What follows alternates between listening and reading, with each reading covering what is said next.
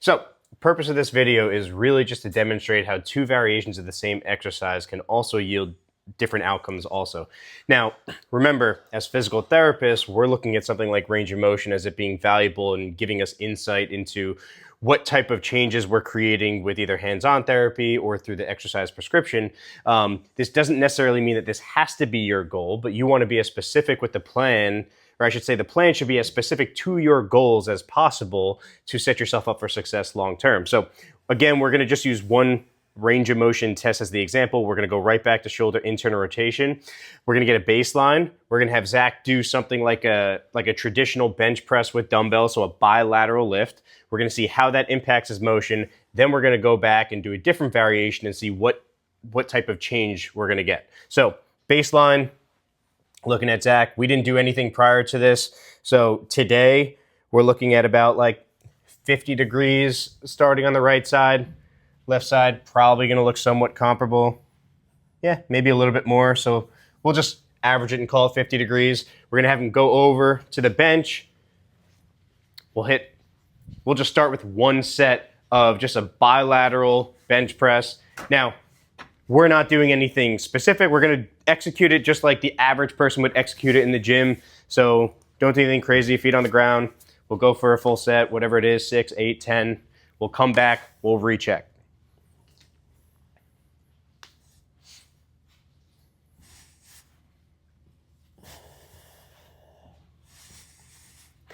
Now, the same exercise has the ability to yield different outcomes.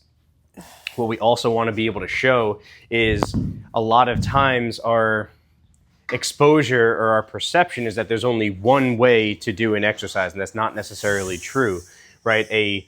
What we would call a horizontal press. Horizontal press is a horizontal press. What you need to basically see is what variation is best suited for what my particular goals are, and then you just prescribe and program it appropriately.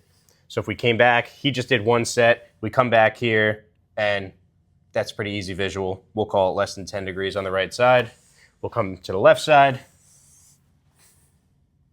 A little bit more than the right, but definitely not as much as where we started at about 50 degrees. So we're going to go right back. We're actually not even going to change the load as the first example, and let's just see what we get. But now we're going to have him just do a different variation. Now, I can come up with probably a dozen different variations, but what we're going to do, we'll go hook lying, so his feet are going to be up on the bench, and we're going to do an alternating variation where he's basically pressing one side at a time.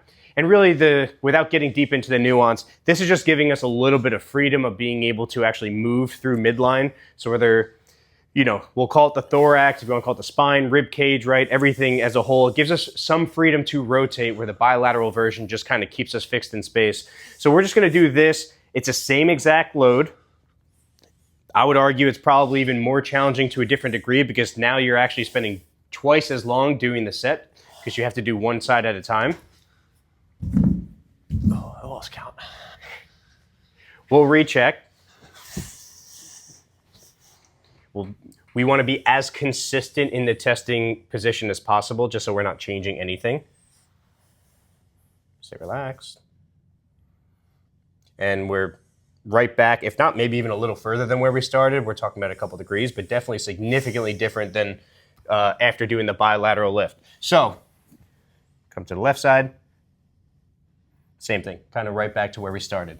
So it's a really cool demonstration because we actually didn't even need to decrease the load. So it's not even demonizing heavy lifting. All we did was choose a slightly different variation, also executed a different way, specific to what we think is going to be best catered to him. And it allowed us to maintain the range of motion increases that we saw from the beginning. Now, if we just thought that the only way to do a bench press is that first variation, and every single time we did it, that was the outcome it created, extrapolate that over a long period of time and say, how is that going to impact maybe how a shoulder feels or some type of adjacent joint, depending on what they're coming in for. So for Zach, if I wanted him to do some type of pressing variation, when I'm putting that into his program, I'm probably putting that variation, the hook lying alternating dumbbell press, because we saw the difference in what type of outcome it creates.